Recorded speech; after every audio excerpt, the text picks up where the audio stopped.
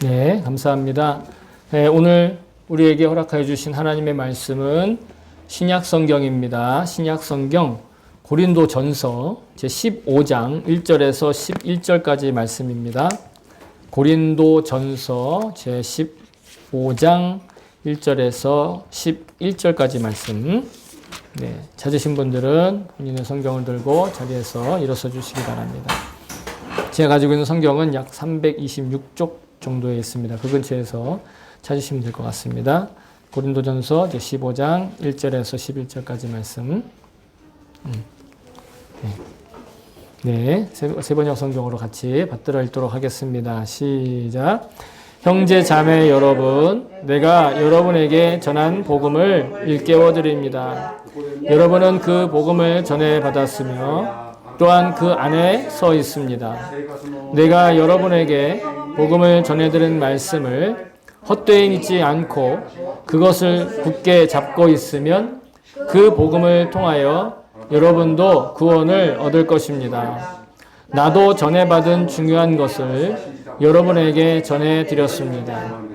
그것은 곧 그리스도께서 성경대로 우리 죄를 위하여 죽으셨다는 것과 무덤에 묻히셨다는 것과 성경대로 사흔날에 살아나셨다는 것과 게바에게 나타나시고 다음에 12 제자에게 나타나셨다고 하는 것입니다.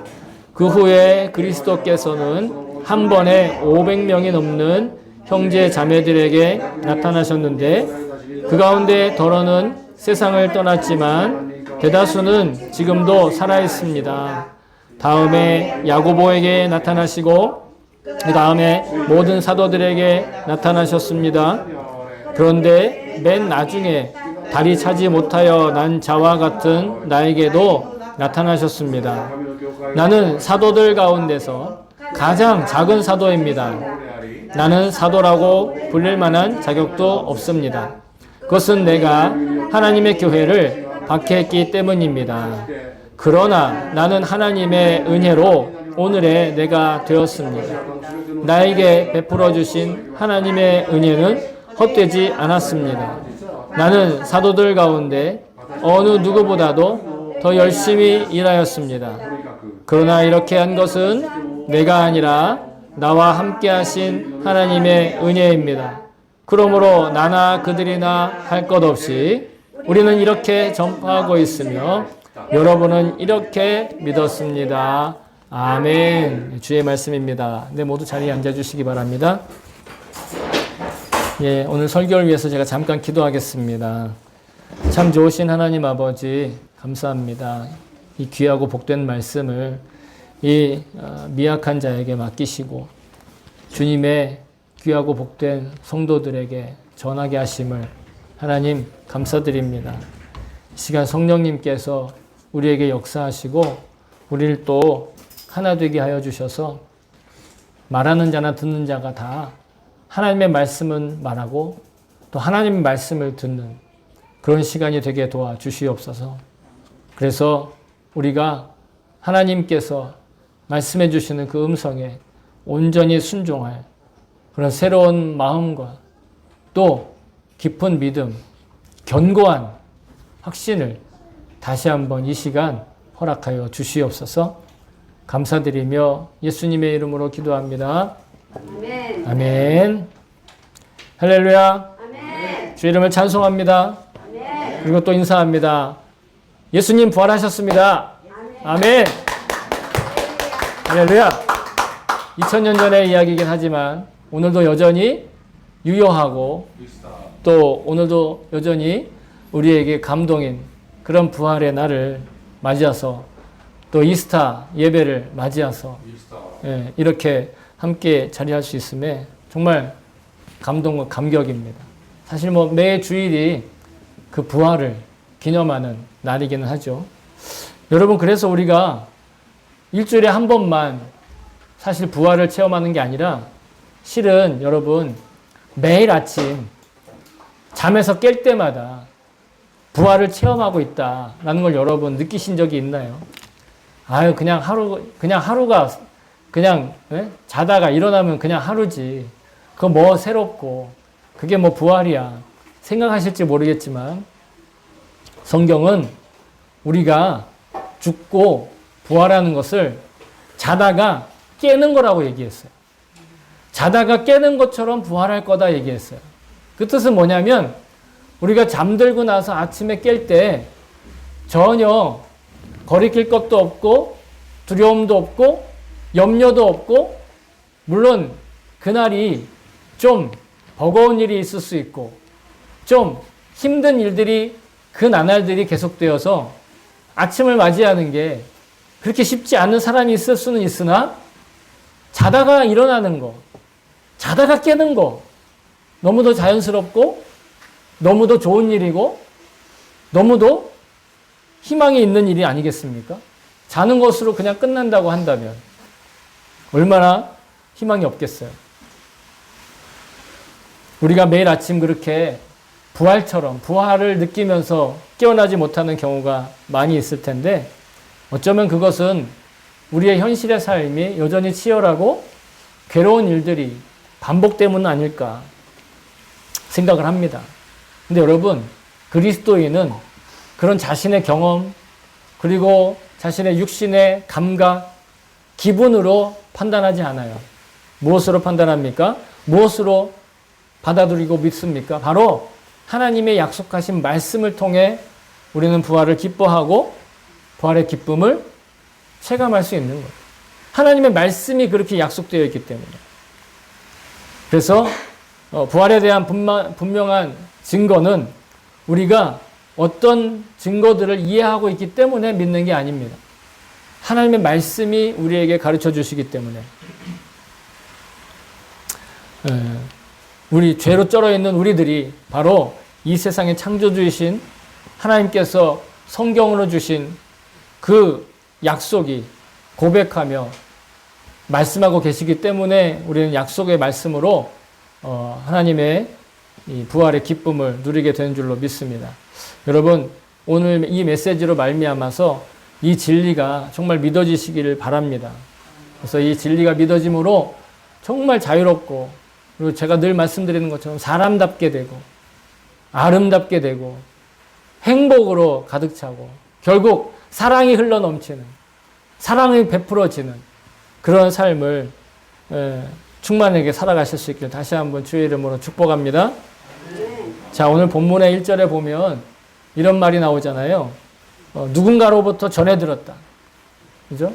복음을 누군가로부터 전해 들었다. 여러분, 성도 중에 누군가로부터 복음을 전해 듣지 않고 자기 스스로가 복음에 대해서 깨우치고 연구하고 믿어가지고 신앙생활하는 사람은 사실 단 한 사람도 없어요.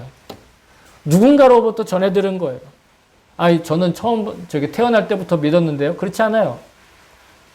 모태신앙이라 할지라도 부모님으로부터 복음을 전해 듣지 않고 부모님으로부터 그것을 배움이 없다면 믿을 수가 없어요. 또 모태신앙이 아닌 대부분의 사람들은 다 친구가 전해줬거나 아니면 자기의 지인이 알려줬거나 하다못해 힘들고 어려운 일이 있을 때 누군가 길거리에서 전도자가 전도지를 전해주고 그것을 통해서 믿었든 반드시 우리는 누군가로부터 전달받았어요. 그러니까 여러분, 교회가 오늘도 부활 예배 끝나고 식사 끝나고 전도 선물을 들고 밖으로 나갈 텐데 형편에 따라서 자기 삶의 현장에서 하시기도 하겠지만 교회 앞에서 하든 삶의 현장에서 하든 우리가 이 부활의 소식을, 이 부활의 이 날을 기회로 삼아서 전달하고 전도합니다. 왜 그렇게 하죠? 내가 그렇게 믿었기 때문에 그런 거예요. 내가 그렇게 복음을 전해받았기 때문에 그러는 거예요. 그래서 전도하는 건 바로 성경적이라는 거예요. 어떤 마케팅이나 사람들한테 어필하기 위한 방법이 아니라 성경은 이렇게 얘기하고 있어요. 하나님의 지혜에 있어서는 이 세상이 자기 지혜로 하나님을 알지 못하므로, 자기 지혜로는 하나님을 알지 못해요. 그래서 하나님이 전도에 미련한 것으로 믿는 자들을 구원하시기를 기뻐하셨도다. 영적으로 보면 전도는 미련한 짓이 아니지만 세상 사람들이 보기에는 효율과 효능과 능률과 성과와 성취로 모든 것들을 판단하는 세상 사람들이 보기에 전도는 그다지 지혜롭거나 효율적인 방법은 아니다라는 거예요. 그런데 하나님께서는 이 육신의 사람들 관점에서 볼 때 설득력도 없고 능률도 없고 효과가 없는 듯한 그 전도를 통해 하나님의 지혜인 복음을 알게 하시려고 하는 것을 기뻐하셨다라는 거예요. 그 방법을 택하셨다라는 거예요. 그러니까 여러분, 내가 누군가를 전도하려고 할 때 왜 저 사람들이 전도를 못하는가? 대부분 어떻게 생각하느냐? 내가 저 사람 설득해야겠다라고 생각하니까 전도를 못하는 거예요. 내가 저 사람 말해서 이걸 받아들이게 해야겠다라고 먼저 생각을 하니까 전도가 안 되는 거예요. 내 마음이 닫혀버리는 거예요. 전도는 내가 그 사람 믿게 하는 게 아니에요. 전도는 내가 그 사람 설득하는 것도 아니에요. 전도는 내가 그 사람 말해가지고 그 사람이 내 말을 듣고 내가 하려는 대로 따라하게 만드는 게 절대 아니에요. 오히려 여러분, 전도는 무시당하는 게 전도예요. 전도하는데 무시를 안 당했다? 이건 전도가 아니에요.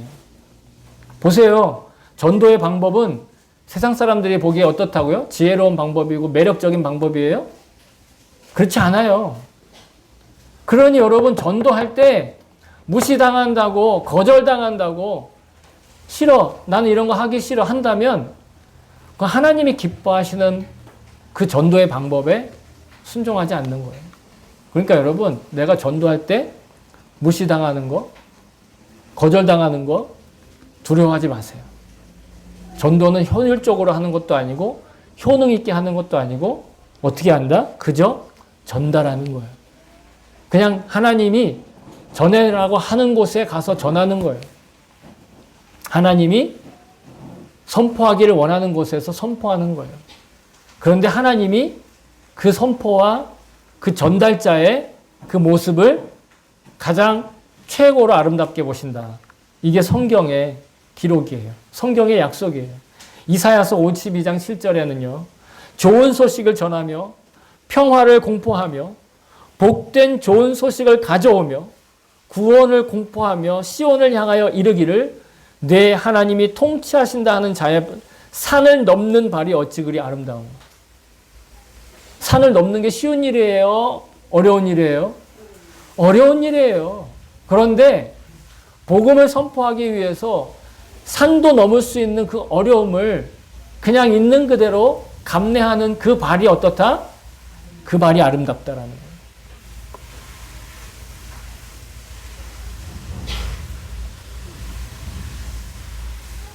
그 투박한 발이, 그 샌들 신고 산을 넘느라고 더러워진 그 발이 하나님 보시기에 아름다운 거예요. 왜일까요? 복음을 전하고 좋은 소식. 여러분, 복음이 좋은 소식이란 뜻이잖아요. 복복자에다가 소리 음자인데 이 소리는 바로 서신을 뜻하고 소식을 뜻하는 거예요. 복음이란 바로 좋은 소식이에요. 누구에 대한? 예수 그리스도에 대한. 따라서 여러분, 복음을 이해하고 납득해야만 하나님 믿을 수 있는 게 아니라니까요. 내가 그 사람을 설득한다고 그 사람 하나님 믿는 게 아니라고요. 오히려 이 어처구니 없는 약속, 세상적으로 볼 때, 세상적으로 볼 때 어리석게 들리는 이 약속의 말씀을, 그 복음을 믿을 때 오히려 모든 삶의 신비와 역설과 그 아이러니한 것이 이해가 되고 받아들여지는, 납득되는 그런 놀라운 경험을 하게 되는 줄로 믿습니다. 여러분, 그것이 복음의 매력이에요. 복음의 매력은 믿었는데 이해가 되는 거예요. 사람들이 복음을 믿지 못하는 사람들이 이해가 안 돼서 믿지 않는다고 생각하면 안 돼요. 우리는 이해 안 돼도 믿는 것들이 너무 많아요. 1 플러스 1이 2가 되는 거, 이게 우리는 이해 안 해도 그냥 믿고 있잖아요. 그걸 이해하고 믿는 사람이 없어요. 왜냐하면 1 플러스 1이 2가 되기도 하고 3이 되기도 하고 5가 되기도 하고 7이 되기도 해요. 그게 세상 돌아가는 현실이잖아요. 그렇잖아요, 여러분? 1 플러스 1이 저희는 6이 됐어요. 믿거나 말거나. 세상은 그래요. 그런데 믿으면 1 플러스 1이 6이 되는 게 이해가 되고, 믿으면 복음이 이해되고, 믿으면 하나님의 그 신비와 이 영광이 납득이 되는 거예요. 믿음이 먼저예요. 복음을 믿는 것이. 그래서 복음이 전달되고 선포되는 곳에 놀라운 생명의 회복이 나타나는 거예요. 왜? 이해되기 시작하니까. 납득되기 시작하니까 생명의 회복이 일어나는 겁니다. 그래서 복음만이 우리의 죽음과 멸망을 향해 가던 우리를 돌이켜서 영생을 향해 가도록 회복시켜주는 거예요. 회복. 네? 이 복음 때문에 회복된 인생과 또 가정과 공동체, 여러분 얼마나 많은지 셀 수 없을 정도입니다. 여러분 잘 아시다시피 저도 마찬가지로 그런 사람 중에 하나예요. 매일매일 제가 감사로 하루를 마감합니다. 여러분 하루의 마감을 어떻게 하고 있어요? 좋은 음악을 들으면서 하루를 마감하시죠? 네? 아니면 오늘 있었던 나쁜 일, 이거 어떻게든 복수를 해야지 이러면서 하루를 또 마감할 수도 있죠? 네? 또 오늘은 이렇게까지밖에 못했는데 내일은 어떤 또 걱정거리가 있나 그러면서 또 걱정하면서 마감을 하실 수도 있겠죠? 그러나 여러분 해보세요. 감사의 고백으로 그날 하루 있었던 것들을 그냥 감사합니다. 그냥 붙이시는 거예요. 그게 진짜 감사라고요. 감사의 감동이 느껴지고 기분이 느껴져서 감사하는 그건 아무나 해요. 오히려 그거를 못하는 사람들이 세상에 더 많잖아요. 그까짓 거 뭐 감사할 거라고. 근데 여러분 아침에 눈 뜨는 것부터 시작해서 그냥 밥이 목구멍에 넘어가는 것까지 어떤 열악한 상황이 되어가지고 밥을 목구멍에 못 넘길 상황이 됐을 때 그때 비로소 내가 매일 밥을 그냥 자연스럽게 먹은 게 얼마나 감사한지 몰라 라고 후회하지 마시고 그거는 감사가 아니에요 여러분. 그건 후회하는 거예요. 지금 물이 목구멍에 넘어갈 때 지금 밥이 목구멍에 넘어갈 때 그냥 아무렇지도 않게 숨이 들어갔다 나오면서 자기의 생존의 신호를 계속해서 보여주고 있을 때 여러분 이미 그때 감사하시라는 거예요. 제가 그렇게 겸허하게 된 것 중 여러 가지가 있지만 오늘 특별히 부활절이라서 고백하고 싶은 게 있는데 바로 삶은 계란의 트라우마를 벗게 된 일이에요. 삶은 계란의 트라우마. 아마 들어보신 분들 많이 계시고 아직 못 들어보신 분도 계시겠지만 제가 한 학교도 들어가기 전에 6, 7살 경에 저는 기억도 잘 안 나요. 어느 날 나는 그냥 계란 삶은 냄새도 싫고 삶은 계란을 먹으면 무조건 체하는 그런 아이였어요. 그런데 저희 어머니 아버지 얘기를 들어보니 그냥 아주 어렸을 때 제가 기억하지도 못할 그 어렸을 때 계란을 먹고 체했다는 거예요. 삶은 계란을 먹고 체하는 바람에 삶은 계란을 못 먹을 뿐만 아니라 그 냄새만 맡아도 머리가 아프고 그냥 얹힌 체한 그런 모습이 나타나는 거죠. 그러니 그게 언제까지 그렇게 되는가? 제가 제 어렸을 때를 기억하지 못할 그때부터 거의 40에 가까운 나이까지. 그게 극복이 된 게 바로 2013년 3월 30일이었어요.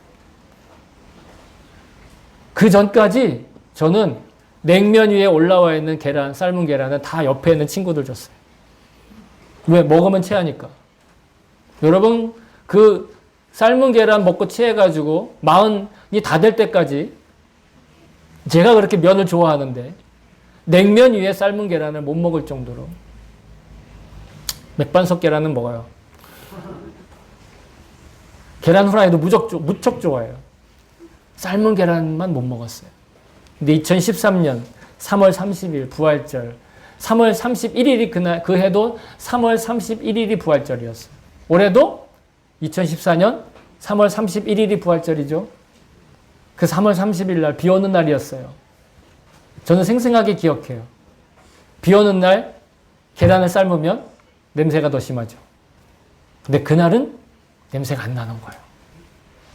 제가 교회를 섬기고 부활을 준비하고 또 하나님의 뜻에 합당하게 살고자 하는 그런 소박한 소망이 생기자 하나님이 이윽고 2013년 3월 30일 날 토요일 계란을 삶으면서 삶은 계란 냄새가 나지 않고 머리도 하나도 아프지 않고 그래서 계란을 삶다가 제일 첫 번째 삶은 그 한 통에서 꺼내서 깨진 거 물론 안 깨진 걸 깨서 먹지 않았습니다. 깨진 걸 깨서 먹고 하나님이 나에게 그 삶은 계란 트라우마를 극복하게 해주셨다라는 거. 회복시켜 주셨다라는 거. 그걸 깨우치고 나서는 그 이후로 11년 동안 어제도 제가 계란을 삶았습니다. 부활절 계란만큼은 제가 꼭 삶은. 그렇다고 여러분 부활절 계란 삶으러 오지 말라는 뜻 아니에요. 여러분들 부활절 계란 삶으러 오세요. 옆에서 같이 삶으면 되잖아요. 그 일에는 제가 꼭 동참하고 그 일에 헌신하고 순종하는 일은 포기하지 않는다는 걸. 왜요? 하나님이 극복하게 해주셨으니까.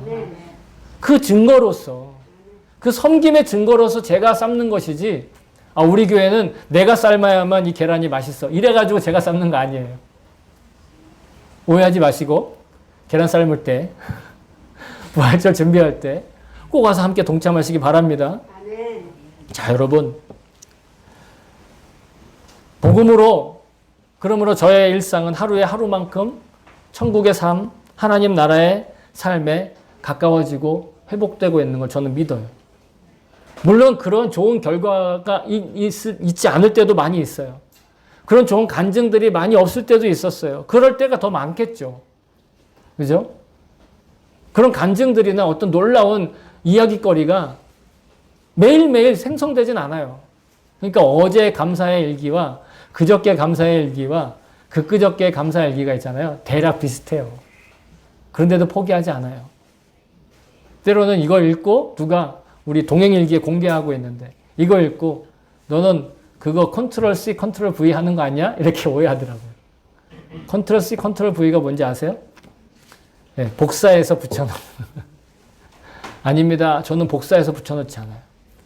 매일매일 어제 했던 감사지만 오늘 다시 또 손가락으로 고백해요. 요즘에는 손가락으로 하잖아요. 네? 아침에 새로운 생명을 창조해 주신 주님께 감사했으면 오늘 아침도 제가 오늘 하루 마감하면서 아마 또 그렇게 쓸 거예요. 왜 그렇게 할까요? 회복되었기 때문에. 여러분, 회복되었다라는 게 많은 사람들이 오해하고 있는 게 원래 그 상태대로 마치 타임슬립 해가지고 그 상태로 돌아가는 걸 회복됐다라고 얘기하는 경우가 많이 있는데 저는 그것이 회복이 아니라 돌이켜 바른 방향으로 나아가게 된 것을 회복됐다라고 고백해요. 바른 방향으로 나아가게끔 제 방향을 계속해서 회개하고 그렇게 조정하는 것. 여러분, 그것이 회복이라고 저는 생각해요. 지금 회복돼서 어떤 결과가 있습니까? 어떤 성과가 있습니까? 무엇을 성취했습니까? 라고 한다면 그다지 그렇게 많은 그런 많은 증거들이 그렇게 끽해야 삶은 계란 트라우마 극복했습니다. 이 정도겠죠? 그런데 저는 자신감 있게 말해요. 내가 지금 가는 방향이 올바른 방향이다. 그래서 나는 회복되었다. 여러분, 이렇게 회복되어지는 삶, 행복한 인생을 지금 살고 있다라고 감히 그렇게 고백할 수 있는 겁니다. 여러분, 복음은 영적인 구원의 문제를 해결할 뿐 아니라 우리를 회복시키셔서 능력과 생명력 가운데 일상생활을 살게 해주시는 그런 놀라운 힘이 있어요. 이 세상의 대부분 사람들은 어떤 특별하고 탁월한 그런 실력을 갖춰야 그래야 비로소 잘 살게 되게 되고 그게 바로 형통한 삶이다 이렇게 믿는 것 같아요. 실력이 있어야 된다. 그러나 저는요, 성경이 우리에게 실력보다 먼저 하나님께서 주시는 능력으로 살라고 하신 그 말씀을 저는 더 믿어요. 그렇다고 제가 실력을 무시하거나 등한시하거나 그것들을 이렇게 없이 하진 않아요. 실력은 필요해요, 사는데. 그러나 실력보다 더 먼저 우리가 취해야 될 것이 있다면 그것은 바로 하나님의 능력이라는, 그 하나님의 능력이라는 뿌리를 통해 내 내면의 세계의 양분이 흡수되고 그때 비로소 우리의 실력이 진짜 실력다운 실력으로 열매를 맺히게 되는 거예요. 그렇지 않으면 다 허망한 거예요. 허무한 거예요. 전도자가 말하듯 인생이 헛되고 헛되니 헛되고 헛되며 또 헛되다라고 인생을 돌이켜보며 내 목구멍으로 물이 잘 넘어갈 때 그때 감사해야 했어 라고 후회하는 삶을 살지 않으려면 여러분, 실력에 목매지 말고 하나님의 능력으로 살아야 될 줄로 믿습니다. 성경은 말씀하십니다. 만군의 여호와께서 말씀하시되 이는 힘으로 되지 아니하며 능력으로 되지 아니하고 오직 나의 영으로 되느니라. 여기서 말하는 힘과 능력이란 하나님의 능력을 얘기하는 게 아니라 세상적인 힘과 실력을 얘기하는 거예요. 그런 권세로 되는 것이 아니다. 무력으로 되는 것이 아니다. 권력으로 되는 것이 아니다. 보세요. 일본어 성경이 더 잘 번역을 했어요. 무력으로 되는 것도 아니고 권력으로 되는 것도 아니고 무엇으로 된다? 하나님의 영으로.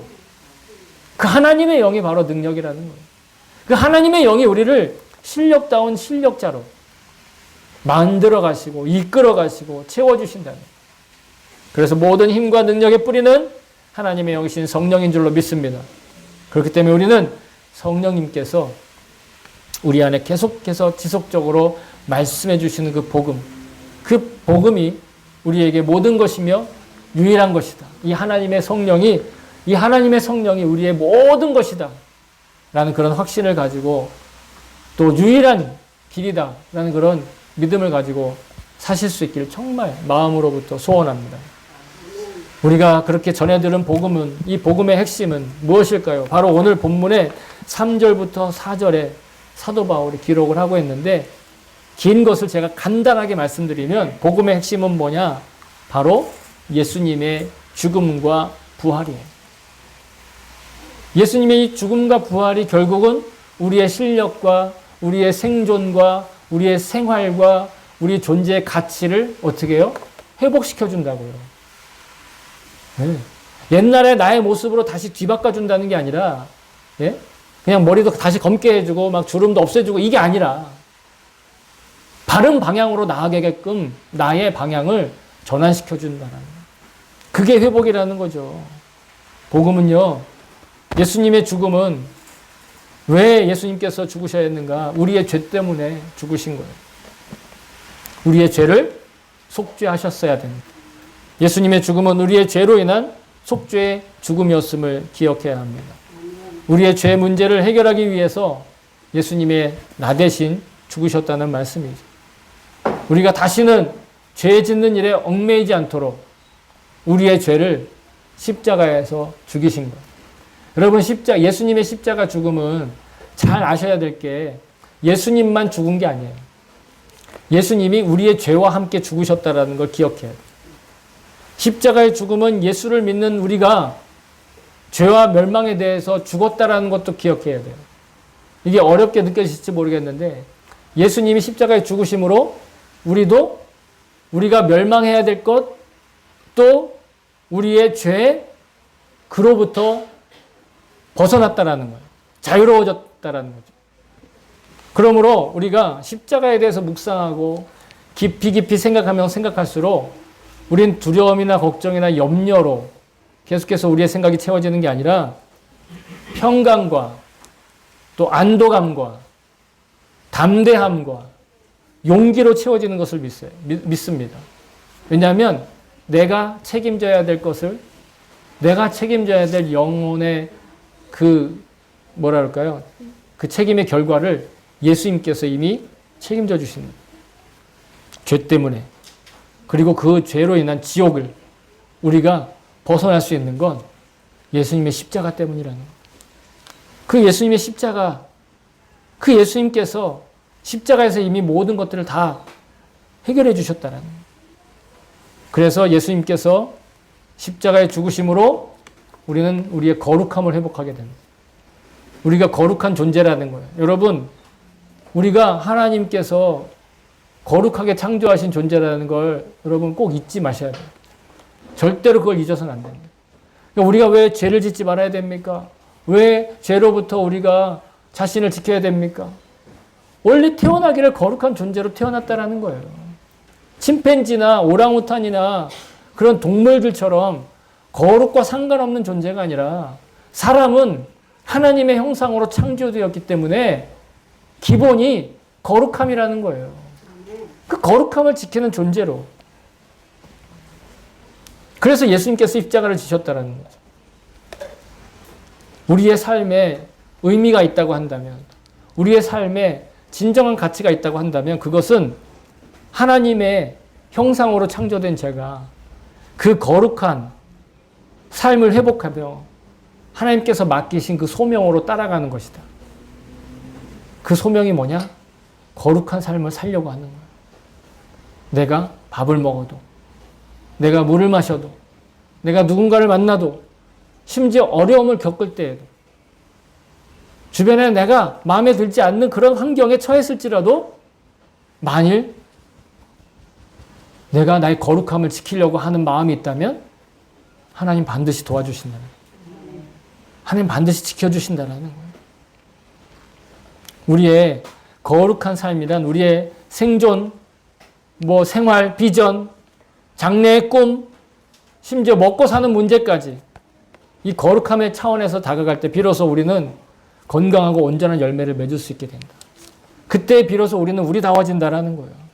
그래서 예수님이 뭐라고 얘기하시는가? 여러분 이 말씀을 허투루 들으셔는 안 돼요. 마태복음 6장 33절에 그런즉 너희는 먼저 그의 나라와 그의 의를 구하라. 그리하면 이 모든 것을 너희에게 더하시리라. 아멘. 왜 하나님께서 하나님의 나라, 주님의 나라와 주님의 뜻을 먼저 구하라 하셨는가? 그래야 나머지 일들도 하나님께서 다 챙겨주실 수 있다는 거예요. 그래야 나머지 일들도 하나님께서 다 채워주실 수 있다는 거예요. 여러분, 우리의 능력, 우리의 실력 가지고는 아무것도 못 채워요. 터진 물웅덩이에 불과한 거예요. 터진 저수지에 불과한 거예요. 아무리 폭우가 내리고 물이 쏟아져도 웅덩이가 터져 있어 봐요. 저수지에 물이 터져 있어 봐요. 흘러 내려갈 뿐이에요. 우리의 노력 가지고는 아무것도 이룰 수 없어요. 오로지 하나님의 능력으로 되는데 그 하나님의 능력은 어디에서 시작한다? 바로 예수 그리스도의 십자가에서. 그 복음에서부터 시작된다라는 거예요. 그 복음을 믿는 믿음으로부터 모든 것이 시작된다라는 거예요. 여러분, 예수님께서 십자가에서 죽으시면서 이 땅에서 인생을 끝내셨잖아요. 그죠? 예수님의 인생은 이 땅에서 십자가로 끝났어요. 그러니 인간적으로 눈으로 보면요, 예수님이 저보다 어리신 나이에 십자가에 달려 죽으셨어요. 근데 그에게 남은 건 아무것도 없어요. 집도 없어요. 권세도 없어요. 명예도 없어요. 생각을 해보세요. 벌거벗겨져서 사형수가 죽는 십자가에서 달려 죽었단 말이에요. 그래서 제자들도 다 도망갔잖아요, 처음에. 그죠? 메시아일 리가 없어. 저렇게 죽는데. 예수님은 어떻게 보면 인간적인 눈으로만 보면, 죽음만을 보면 아무런 꿈도 비전도 이루지 못한 것처럼 보여요. 정말 재미있게 산 삶이 없는 것처럼 보인단 말이에요, 예수님. 늘 고통 가운데, 심지어 맨날 예수님 주변에는요, 병자들하고 미친 사람하고 귀신 들린 사람, 못난 사람들만 아주 그냥 막 떼거지로 모여왔잖아요. 성경을 자세히 읽어보세요. 예수님 가는 곳곳마다 병자들이 쫓아왔다. 예수님 가는 곳곳마다 귀신 들린 자가 쫓아왔어요. 여러분들의 삶에 내가 능력이 좀 있다고, 내가 좀 가진 게 있다고, 내가 좀 나눠줄 게 있다고 맨날 그런 사람들만 쫓아다닌다 생각을 해보세요. 인간적인 눈으로 보면 무척 불행한 삶이에요. 그런데 예수님이 그 죽음의 권세를 이기고 부활하셨다라는 거예요. 그 어두움의 권세를 이기고 부활하셨다라는 거예요. 그리고 그 예수님께서 부활하셨다는 그 사실을 믿는 자에게 그 사람들이 누릴 영생과 또 영생의 첫 열매가 되셨다. 여러분, 이것이 우리에게 있어서 소망인 줄로 믿습니다. 고린도전서 15장 20절에 보면 이렇게 적혀 있어요. 그러나 이제 그리스도께서 죽은 자 가운데서 다시 살아나사 잠자는 자들의 첫 열매가 되셨도다. 우리가 아까 부활을 경험할 때 자다가 깨어나는 것이 부활을 경험하는 것이다 말씀드렸잖아요. 실제로 우리는 죽으면 내가 없어지는 게 아니에요. 내 영혼이 사라지는 게 아니에요. 잠시 그냥 자는 거예요. 자는 거와 같다라는 거예요. 그리고 나서 깨어나는데 그 깨어나는 첫 번째 열매가 누구다? 바로 예수님이었다. 그러니 부활은 영생에 대한 약속이면서 동시에 지금 나의 생명, 여러분 지금 우리의 생명에 대한 영원한 약속이기도 해요.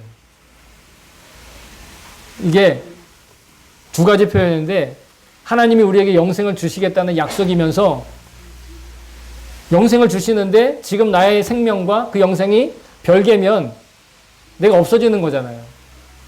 그런데 그게 아니라 그 영생이 나에게 주셨다, 그 영생을 나에게 주셨다라는 건 지금 내가 품고 있는 이 생명력 있죠. 내가 누리고 있는 생명력에 생명을 약속하시는, 영원히 약속하시는 그 약속이라는. 죽으셨지만 3일 만에 부활하신 주님께서 이 죽음의 권세, 지옥의 권세를 이기셨고 지금도 살아계세요. 그리고 성령님을 보내셨고 우리 믿는 사람 안에 와 계시는 거예요. 그러니 우리가 주님의 임재 가운데 살아가는 것, 이것이 바로 부활에 동참하며 살아가는 것이고 이게 진짜 생명력 있는 삶이라는 거예요. 그러니까 우리는 예수 믿으면 자신감을 얻어야 돼요. 예수 믿으면 용기를 얻어야 돼요. 절대 주눅 들지 말고 절대 움츠러들지 말아야 돼요. 당당하게 살 수 있어요. 근데 내가 뭐가 있어서 당당한 게 아니라 예수 그리스도의 부활이 함께 있기 때문에 당당한 거예요. 그래서 5절과 8절 사이에 보시면 긴 구절이 나오지만 누구에게 나타나셨고 누구에게 나타나셨고 누구에게 나타나셨잖아요.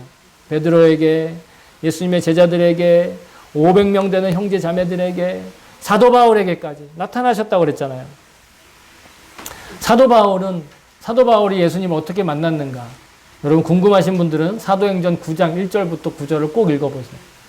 행 919 기억하세요. 행 919 예? 사도행전 9장 1절에서 9절까지 보면 사도 바울이 예수님을 어떻게 만났는가 알 수 있어요. 그런데 여러분 성경에 기록되어 있기만이 아니라 사실 우리의 삶에도 부활하신 주님은 당신의 존재감을 지금 나타내주고 계세요. 내가 살아있는 것, 내가 살고 있는 것, 이게 꼭 환상을 통해서 본다는 뜻이 아닙니다. 그러니까 꼭 환상을 통해서, 꿈을 통해서 뭔가 이렇게 눈에 구체적으로 보여야만 하나님이, 예수님이 나타나신 것이 아니에요. 어떻게 나타나는가? 우리의 전도를 통해서 나타나는 거예요. 누군가 전도하는 그 모습이 바로 예수님이 나타나시는 거예요, 여러분. 성경 공부를 통해서 예수님에 대해서 알게 될 때, 아까 말씀드렸죠? 이해하고 믿는 게 아니라 믿고 났더니 어떻게 됐다? 이해하게 됐다. 무엇을 통해? 성경을 공부하니까. 믿고 나서 성경을 공부하니 이해가 되는 거예요. 납득이 되는 거예요. 받아들여지는 거죠.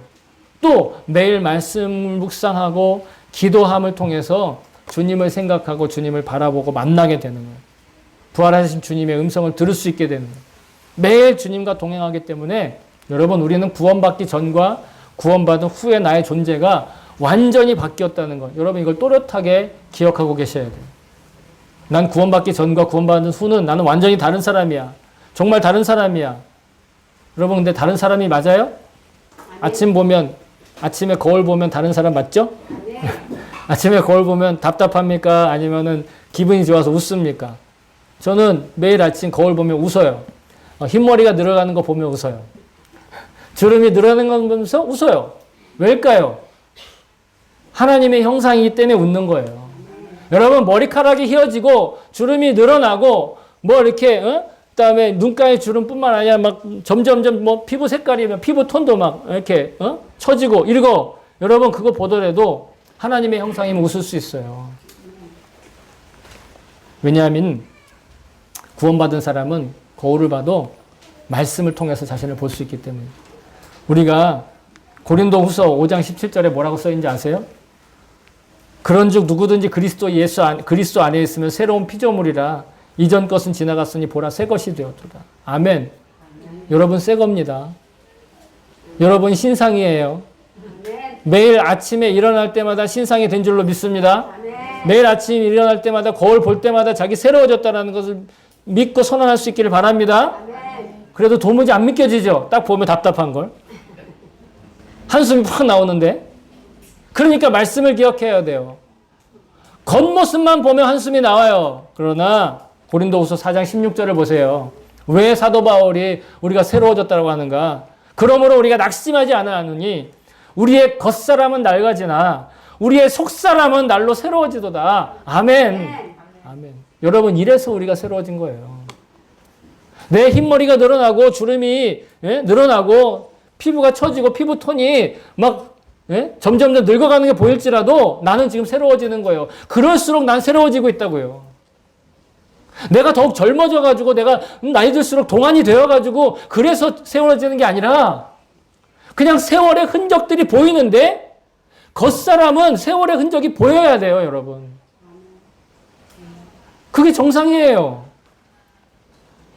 자꾸로 거꾸로 돌아가는 걸 회복이라고 생각하지 마세요. 바른 방향으로 나아가는 게 회복이에요. 어떻게? 내 속사람이 새로워진다고요. 겉사람이 아니라, 겉사람은 뭐래요? 겉사람 낡아진다니까요? 겉사람 낡아지지 않는 그게 이상한 거예요. 그러면 겉사람이 낡아지지 않도록 보이면 여러분 안과 가서 시력 검사를 해봐야 돼요. 내 지금 눈이 잘못된 거 아닌가? 겉사람은 낡아지는 게 맞아요. 그러나 예수 그리스도를 믿은 복음의 사람은 속사람이 어떻다고요? 하루에 하루만큼 새로워지는 거예요. 하루에 하루만큼 주님 앞에 삶이 쌓일 만큼 새로워지는 거예요.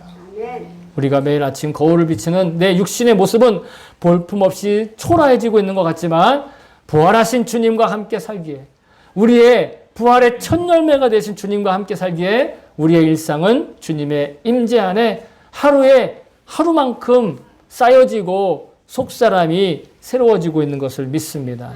나의 속사람이 새로워짐을 통해 예수님은 우리를 통해 또 나타나고 계신 거예요. 우리의 이웃들에게 나타나고 계신 거예요. 만약 그렇지 않다고 생각되면 그래서 구해야 되는 거예요. 주님께. 주님, 나의 눈을 열어주세요. 내 눈을 열어서 속사람이 발견되게 해주세요. 내 눈을 열어 하나님의 형상임을 고백할 수 있게 해주시고 웃을 수 있게 해주세요. 그러고 이런 나를 통해 주님이 이 세상에 여전히 그 모습을 나타내고 계시는 것, 그것을 믿을 수 있기를 다시 한번 주의 이름으로 축복합니다. 사랑하는 성도 여러분, 부활을 믿으면 주님의 임재하심을 구체적으로 고백하게 됩니다. 주님의 임재가 실감나게 체감된 사람은 하나님의 은혜에 감동하게 되죠. 하나님의 은혜에 감동하게 되면 이제는 기분이나 감정 혹은 환경이나 형편에 좌우되지 않습니다. 오직 부활의 능력, 즉 성령의 능력으로 살게 되는 것입니다. 성령의 능력은 우리의 일상에서 구체적인 실력으로 열매를 맺기도 하죠. 성령의 능력은 우리가 주님을 섬기고 또 일하게 하시는 거예요. 주님이 세우신 이 공동체와 교회를 위해서 헌신하게도 하시는 거예요. 주님께서 사랑하시는 성도를 또 사랑하며 섬기게 하시는 거예요.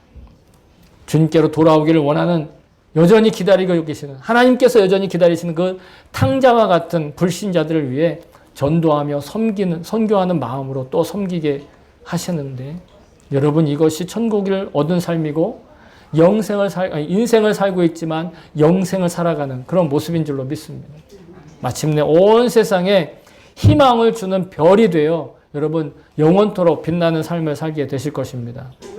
오늘은 특별히 예배 후에 부활 식사 마치시고 지금 식사 얼마나 맛있게 준비되는지 소리로, 시각으로, 이렇게 시각은 아니지만 청각으로 후각으로 다 느끼고 계시죠? 그 식사 후에 맛있게 밥 먹고 부활절 선물 들고 교회 앞이나 혹은 자기의 삶의 자리에 이 선물들을 들고 행인들에게, 지인들에게, 가족들에게 부활의 소식을 알리며 복음을 전하는 기회로 삼으려고 합니다. 이는 우리가 부활하신 주님을 실제로 체감하고 감동한 하나님의 은혜가 우리를 인도하고 계시는 줄로 믿습니다. 부활절 선물로 전도하며 주님께 나아오기를 기다리고 계시는 아직 믿지 않는 영혼들을 향해 주님을 나타내고 복음을 선포할 수 있는 저와 여러분 될 수 있기를 다시 한번 주의 이름으로 축복합니다. 아멘. 아멘.